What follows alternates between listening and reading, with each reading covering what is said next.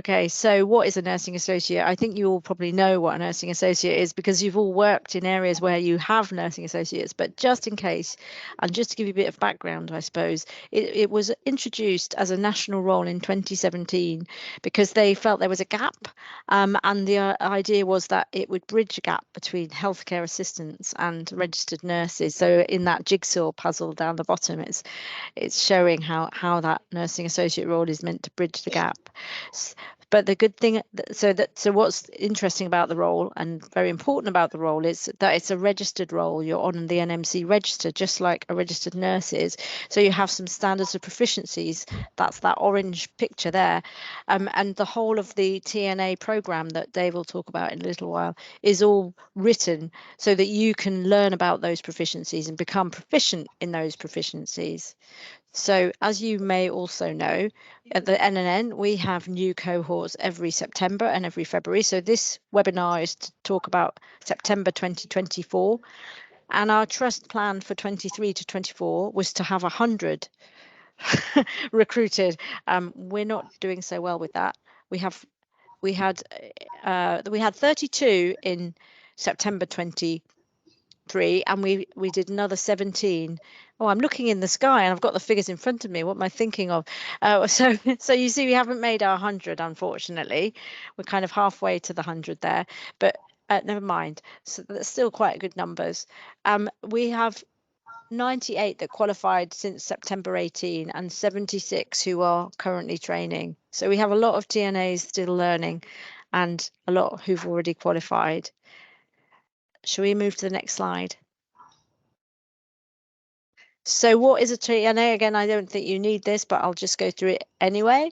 So it's an apprenticeship route. I'm sure you all realise that, which means that you don't have to pay for it. And it means that our trust, with its apprenticeship levy pot that the government pays into, can pay for you. So you don't have to pay any course fees and you get paid a salary. How lucky is that? It, as I've already said, it commences in February and September. So this is for September 24. We're talking about, it's a 2-year foundation degree program, which of course Dave will tell you a lot more about in a minute. So it's, if you know about academics or if you ever thought about academic standards, it's the equivalent to 2 years of a normal degree. So you come out not with a degree, it's called a foundation degree, but you've done kind of the equivalent of 2 years of a 3-year BSc degree. So it's still quite an academic course. Well, it is quite an academic course. The window for applications, this is what you'll want to know. We're going to open the window for applications on the 11th of March, and we're going to close it on the 25th of March, just before Easter.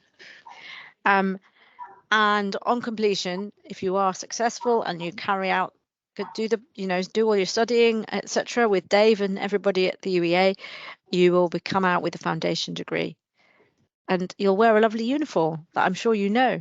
Let's move on to the next slide. So eligibility, again, you may well know this, but I'll just go through it. You need maths and English GCSE, grade C or grade 4, and if you don't have that, you need to look into getting functional skills level 2 in maths and English. The key thing, even if you've got them, is to have that certificate evidence. So if you took your maths and English at school and then don't have your evidence, you need to get that somehow, either by contacting the school that you went to see if they still have your certificates, or contacting the exam board. Jamie can tell you how to contact exam boards if that's something you need to do. But unfortunately, you can't apply without the evidence that you've got the maths and English. This is an apprenticeship requirement. It's not the UEA, it's the apprenticeship rules require that you have maths and English. But all is not lost. If you've lost your certificates or didn't get those grades at GCSE, we can support you as a trust to get your functional skills, maths and or English, without you having to pay for that either. And Jamie, again, and his team, the apprenticeship team, can help you sort that out. But you can't apply until you've got that maths and English sorted. I hope that makes sense. Yeah, and just Jamie, to add on go that, for I'm it. actually putting some communication about functional skills on the beat this afternoon. So that should go up later today, because we've got confirmation from City College that they're doing another cohort for from the week commencing the 15th of April. Perfect. So if you do need functional skills, the link will be on that general news section on the Beat, so you can directly apply with them. And then further details are on there as well. And then you've also got the option of doing it through the council if the sessions that they've got planned don't fit in. But the council kind of do a lot more kind of flexibility of options on what you can do. So it's something to look at as well. But if you don't have your maths and English at this point in time, you unfortunately won't be able to apply for this cohort in September, but you can get them all sorted, hopefully, and apply for February 2025. So don't feel despondent. Well, you probably might feel a bit despondent, obviously, if you know you've got your maths and your English, but you know, there is another opportunities. So don't, try not to be too unhappy about that. Care certificate. So if you are an HCA that qualified as an HCA relatively recently, you will have done your care certificate, which is fantastic. If you haven't done your care certificate, we can support you to do your care certificate, and that is something you could do before. If you want to apply for this round, you could do that in time to apply for this round. So and if that is the case, let me know that, and I can point you in the right direction to do your care certificate if you haven't already got it. You have to have a substantive HCA or HCSW post and support from your line manager. So I think you all said in the introduction that you are working in substantive posts, which is great, but you need to get that support from your team as well to put in your application, because when you apply, you have to write a statement, a supporting statement, but also your line manager has to write a supporting statement to say that they are in a position to support you on the TNA program, and they've got a post in place for you to do the course. And then the final thing, experience as a healthcare support worker or HCA. And again, at the introduction, you all sounded like you definitely had experience of being HCA, so that's all good. And you also need full-time hours. You can't do it on part-time hours at the moment. The University of East Anglia doesn't enable that. You have to be working 37.5 hours as an HCA to apply. Okay. I mean, if you're working less than that currently, your team needs to be able to let you know that they'll give you the full-time hours before you start, or to start the TNA. And I think this is the structure of the course, but I think at this point we're going to hand over to Dave. Can you see my slides there? Have they done something?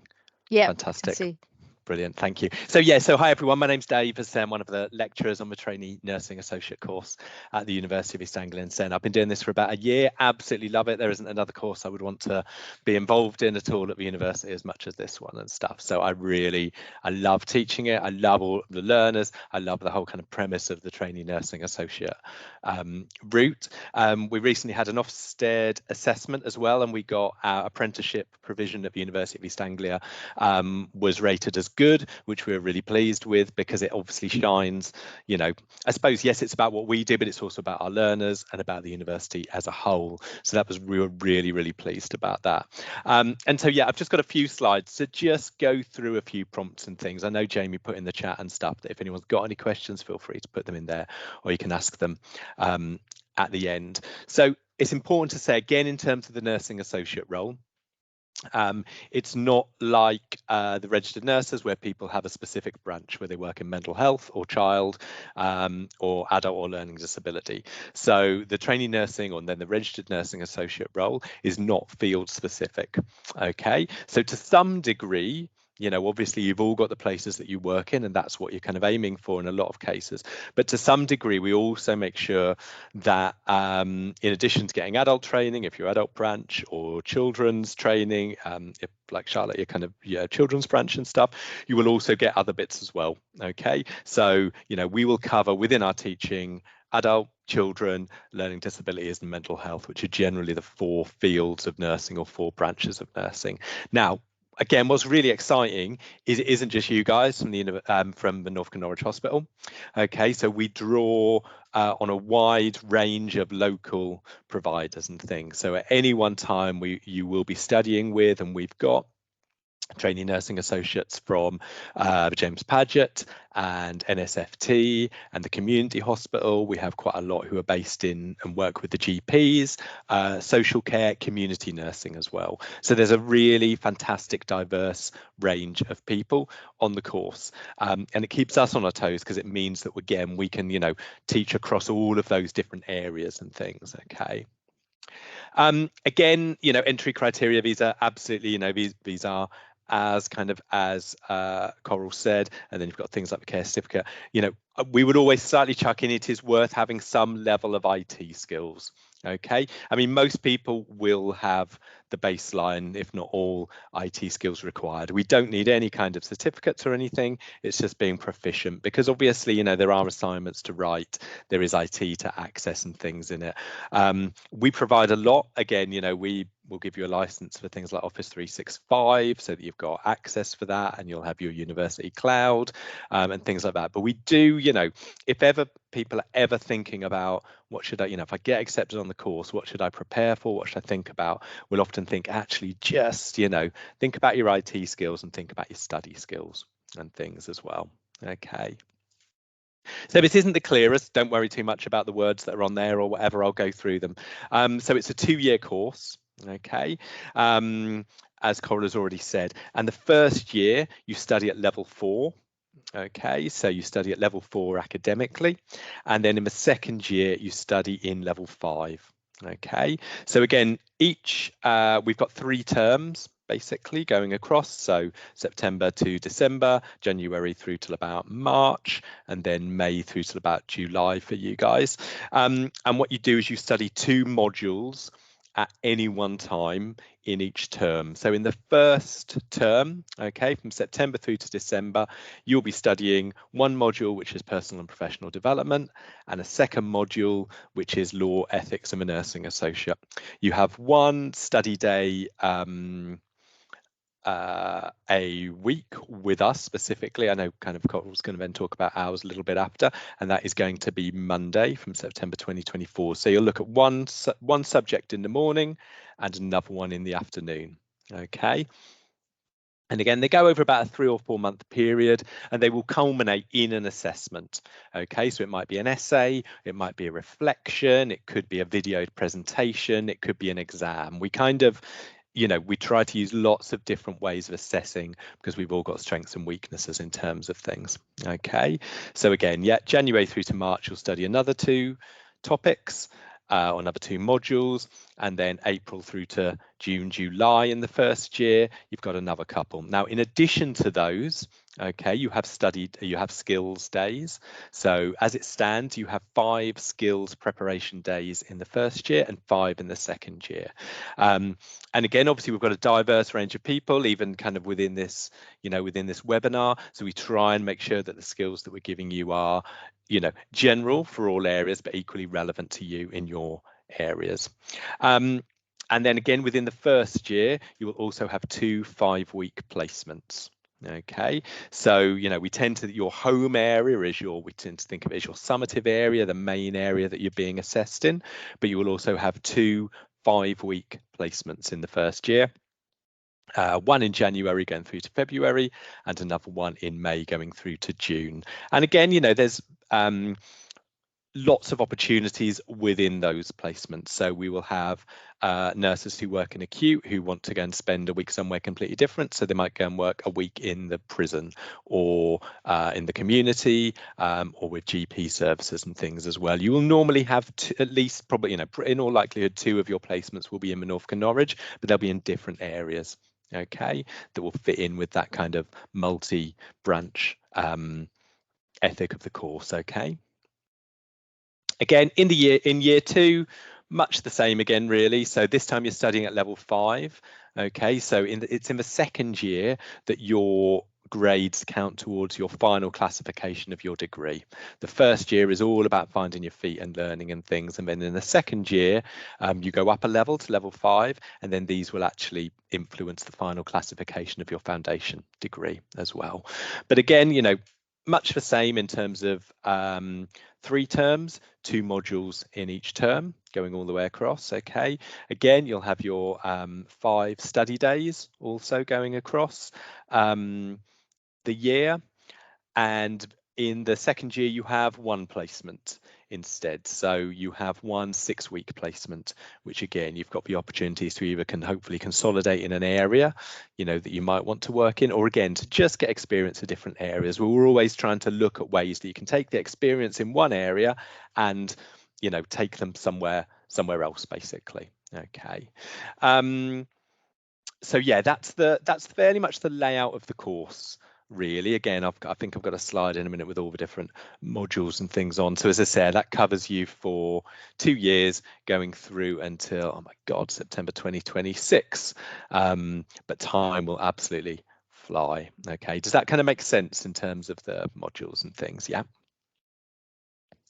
So again, you know, these are the year 1 and the year 2 modules that we study. So it's 120 credits in year 1 at level 4 and 120 credits in year 2 at level 5. And as I say, you tend to study them in pairs, and then some of their assessments might be combined, so that rather than thinking you've got to, you know, write one piece of work for one and one piece of work for the other, in the second year we combine something like science of disease and promoting health and well-being. And so rather than having to write 2,000 word essays, we might ask for 1 3,500 word essay, where you're kind of combining those ideas and things. Okay.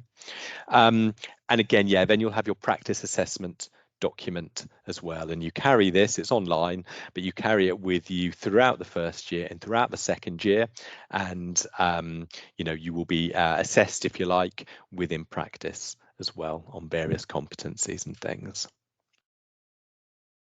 Again, we said clinical skills. These literally came from a session that we did on Friday. So we put together a virtual ward on Friday, a 6-bedded ward with lots of different patients and things, and we put everyone into pairs and groups and stuff, and everyone had their own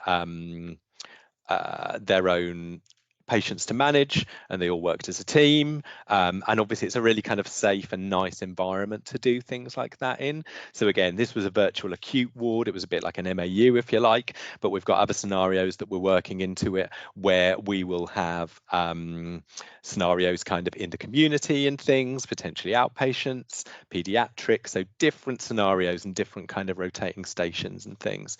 So the patient in the top left deteriorated quite quickly and stuff, which is why there's things going on there. Obviously, there's people having blood taken, all manner of things, but it was a really good day. The clinical skills are enjoyable. They're also not assessed as such, so they're kind of quite nice, safe learning days to make the most of.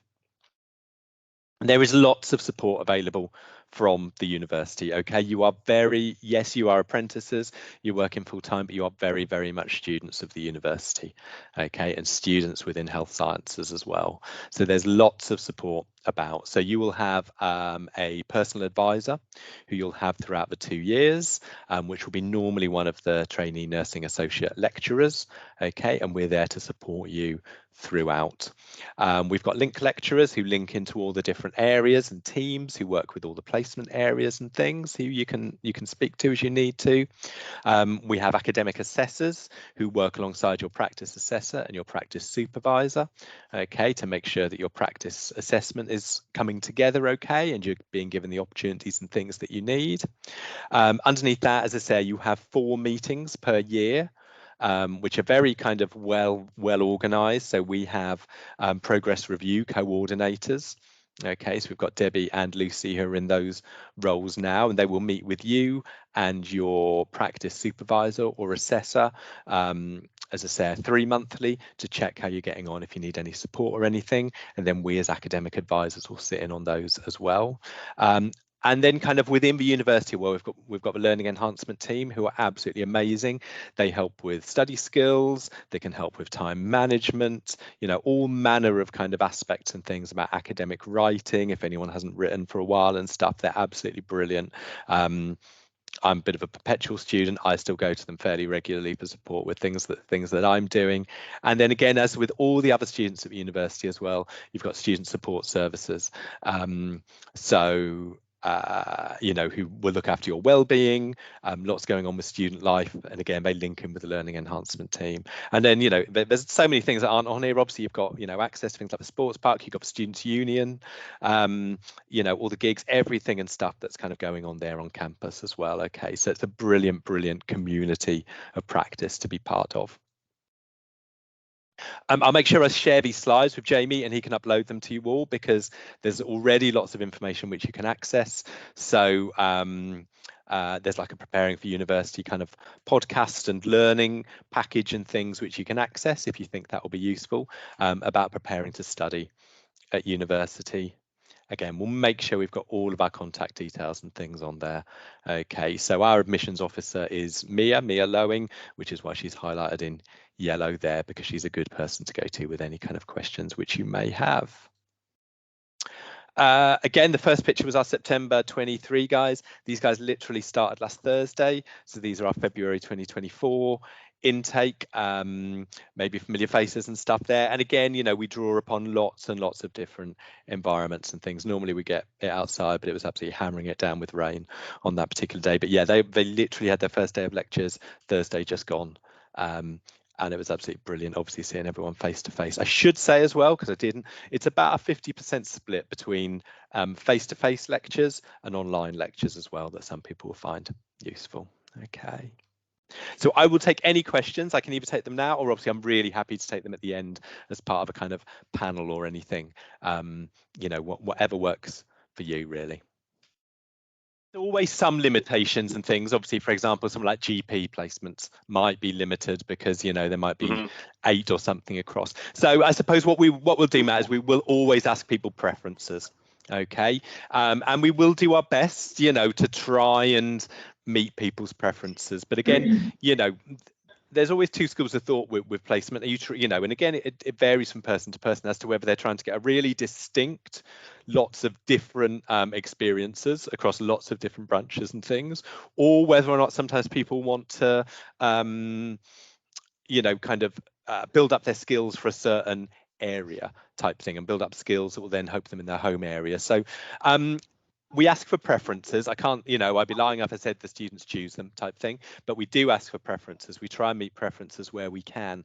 But equally, I'm kind of part of the team that will sit down and, have a look and see what works for people and things, to be absolutely honest. So, is it something that complements the area that they work in? If someone works in a medical ward and stuff, we'll try and give them something different and stuff. Does that kind of answer? So it's about trying to make it work.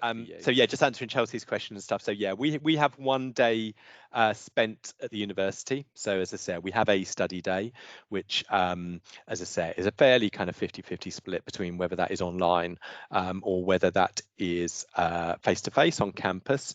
And then I'll possibly leave Coral to kind of answer the one day studying, because that fits in with your next slide, I think, doesn't it, with all the kind of hours commitments and things like that as well. So I'll let Coral kind of answer that one. So yeah, but you have, I mean, I should just say sometimes things like clinical skills, you might have 3 or 4 days in a week and you get stuff in a little group, which is quite nice. But overall with the modules, yes, that set day. The structure of the course, as you rightly say, Chelsea, it's one study day a week going to the university.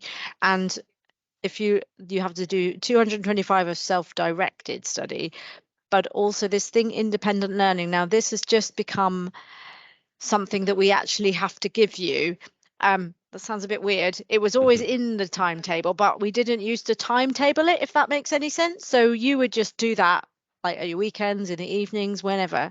But the UEA have said now that we have to actually pay you to study and have your independent learning time, 400 hours over the 2 years.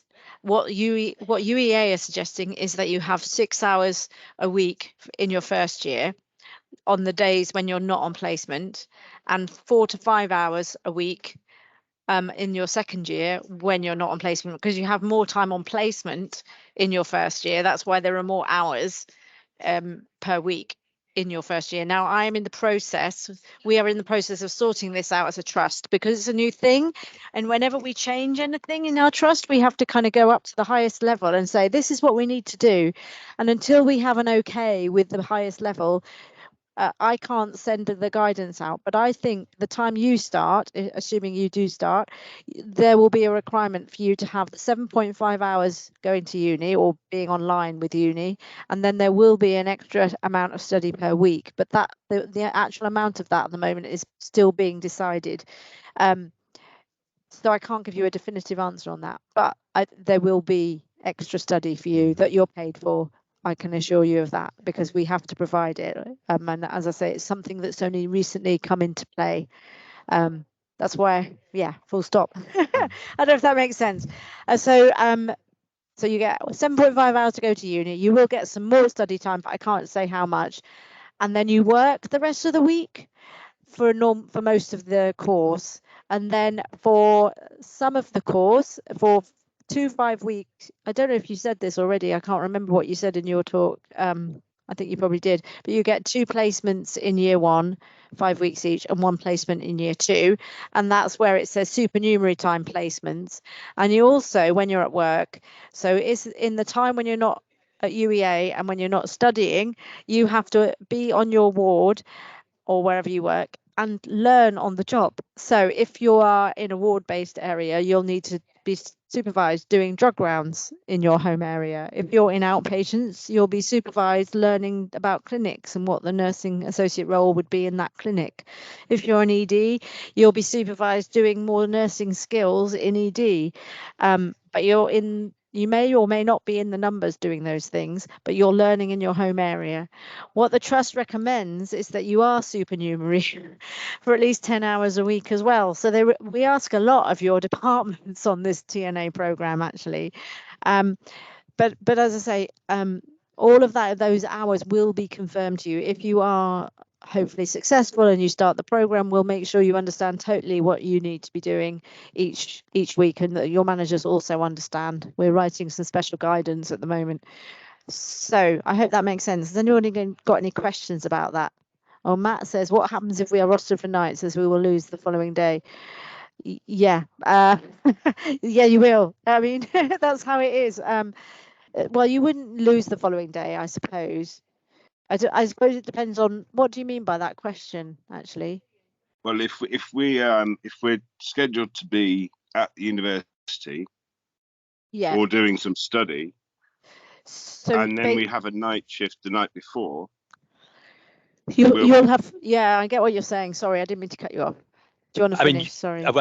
Your area, I mean, if your study day is a Monday, your area will not be able to roster you for a Sunday night or a Monday night. Right, that's fine. That would be part of the agreement. It would, and Beth and team, your educators are very good. They've had lots of nursing associates through the books, so they would understand that. Yeah. And if you have an extra study day, which you will have some sort of extra study, we're not quite sure what it's going to look like yet, but if there was a second study day, then equally you couldn't be given a night shift before that study day, because that's just not right and not fair. So yeah, that's fine. As long as the two things sort of speak to each other, then that's perfect. Yeah, thank you. I'll just literally, because it's on there, just those self-directed study hours, those 225. If anyone's looking at those and thinking, oh my god, when do I do those? They are factored within your university days, okay?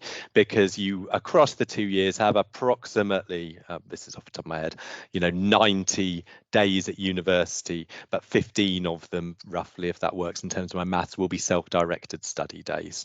Okay, so there will be a Monday where you would, we'll give you some work to undertake, or you undertake some work on those days, if that makes sense. Again, those 225 hours, they're not you sat at home on the evenings or anything. It is factored into the course and things.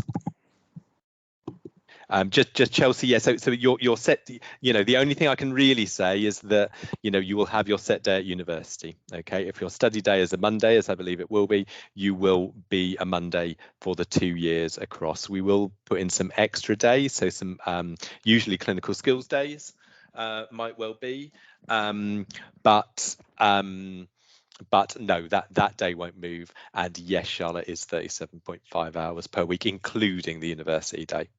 Okay, not addition. So that's your contract. So I'm off now. If you're on a 37.5 hour contract, then absolutely your 7.5 hours included that. So you'd have 7.5. Again, it's complicated, as Cora alludes to. You'll have 7.5 hours at university and then 30 hours in your workplace setting. Yeah. And within those 30 hours, we would work out extra study time. But as I say, at the moment, the jury's out on how we're going to work, what that might look like at the moment. You're in pediatrics, aren't you? So you do long days probably, don't you, in your role, I'm guessing? Yeah, it's 12.5-hour shifts. Yeah. Okay, lovely. Thanks. Any other questions before we move on to the next slide? Shall we go to the next slide then? So yeah, this is a slide that you'll be interested in. So the timeline for applications. I'm going to hand over to Jamie to just talk all of this through.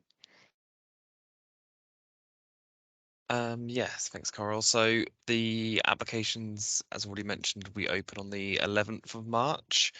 So basically what we need from you as part of the application process, so we will email you all on that morning with the expression of interest form. So it's basically just filling out your personal details, previous qualifications, and then writing like a supporting statement, which is really important for you to do just because we often have lots of interest in the program. So it's kind of just kind of selling yourself and kind of why you would like to do the program and your future career prospects. And also in that as well, you need to have a reference from your manager. So that's really important also because without your manager's support, you wouldn't be able to start on the program, because they are obviously supporting you to have one paid day at university a week. And also you'll be moving into the band 3 TNA role. So it's kind of them confirming also that they have the funding for you to move into that role. Alongside the expression of interest, we'll also need your maths, English certificates, and the care certificate, which Coral's already mentioned. So photos or scanned copies of those are fine, but as long as you send them with the expression of interest, then we can have it all on our file and we can send it through to UEA, as you won't get invited to interview without those documents. In terms of the interviews, so they'll be taking place in May. We don't know a specific date for those. It's normally you'll get emailed by the UEA on the email address that you put in your expression of interest, and they'll give you a day and a time slot for your interview, which will be online, and you'll just need to confirm that you can make it. So it's really important to keep an eye on your emails just in case you're unable to do that day for whatever reason, and then we can hopefully try and get it rearranged as soon as possible. So after the interviews and it's been confirmed to you that you've been successful, the next process is basically the enrollment. So there's kind of two sections to that. So internally, because you're moving into that band 3 role, we'll need to get everyone to do like a hidden link on the track recruitment system. So again, it is asking you to complete your details, but it's so in order we can raise the contract. So it kind of hopefully moves you over seamlessly and you get the band 3 pay on the correct date. As part of that also, you will need to have a DBS check and occupational health check. Some of you would have had those recently. So for DBS, you need confirmation that you've had clearance in the last 12 months.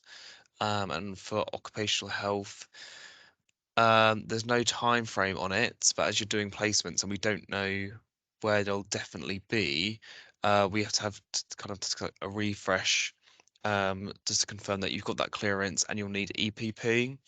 So a lot of you won't need that within your roles, but because we don't know where you're going on placement, it's kind of just avoiding the risk of you then not being able to go out onto placement because you haven't got that EPP clearance. And then finally, before you start in September, there'll just be some more enrolment forms from UEA. So you'll have the apprenticeship agreement, which will just need your signature, a training plan, which you'll need your signature and your manager or mentor's signature just to confirm that they're happy with all of the hours. And then you'll also have a personal details form, which will be online, and that's again something that UEA will need completing.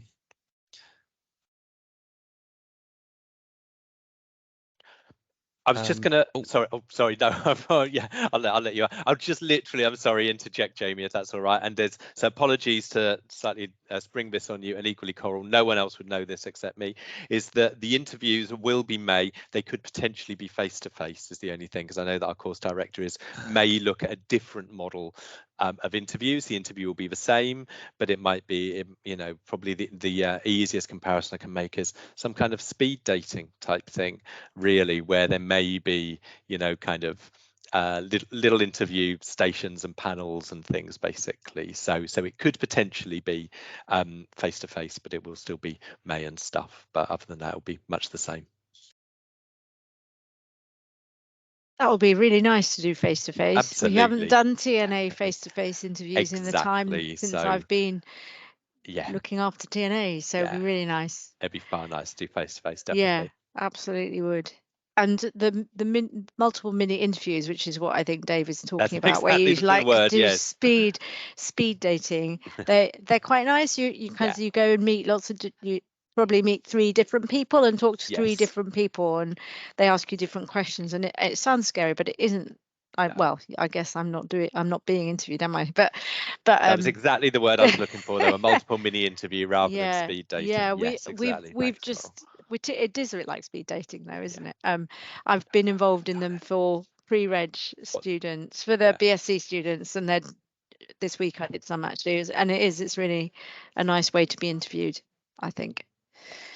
Okay, we have 11 minutes. Anybody got any final questions for Dave or for Jamie or for myself? Matt, are you going to say something? Just a quick question. If obviously the number of potential interested applicants may exceed the number of people that your department can carry, so how do they then whittle down who is allowed to apply and who isn't, if you know what I mean? So you need to talk to ED and discuss it with them and see how many, what they want to do. So some teams will make a selection and only allow certain people to apply that they know they can fund. And other teams don't do that. They say you can all apply, and then we'll just give it, whoever kind of scores the highest interview will get the place, kind of thing. Gotcha. I think it depends which your ED. From my knowledge of ED, I don't think they do the latter. I think they do the former, in that they will only support you to apply if they feel that they can support you, if that makes any sense. Different teams do it in different ways. We haven't got you must do it this way. It's up to each team to decide what they want to do. Chelsea said, just to double check, please, if you were successful, you wouldn't actually start the course till September. Absolutely, it's September. This is what we're talking about, September 2024. That seems a long time away, but actually there's a lot to do. Process, it goes very quick. Yeah, it does, and we have to have there's lots of paperwork to do. Obviously, after the interview, then there's loads of admissions paperwork and assessment. You have to fill in lots of forms. But there's loads to do. It will go in a flash. Scarily. Monday the 16th. Heavy. Yeah, Monday the 16th of September is induction. There you are. And I think Monday the 23rd of September is first day. Monday the 16th, I'm going to put it in my diary. Yeah, it should be induction. If we apply and we're unsuccessful, does our application, can we reapply for the next cohort? Oh yeah, for sure. And we would always give you feedback as to why you weren't successful as well. That's what I was thinking, that it wasn't a one-shot deal. No, absolutely not. No, we will come and support you and help you understand why you weren't successful, and then help you to reapply if you decide that's what you want to do. Yeah. And we have had people who've done that, who haven't been successful at the first interview, but we gave them feedback, and then they were stars, and they got on the course the next time round. So yeah. Brilliant. Thank you. If anything, you can just email us. You can email Jamie if you want apprenticeship stuff. You can email me sort of for generic stuff. You can email Dave, I'm sure he wouldn't mind, for more uni stuff. Or if you don't want to email Dave, email me, and if I can't answer it, then I'll ask Dave.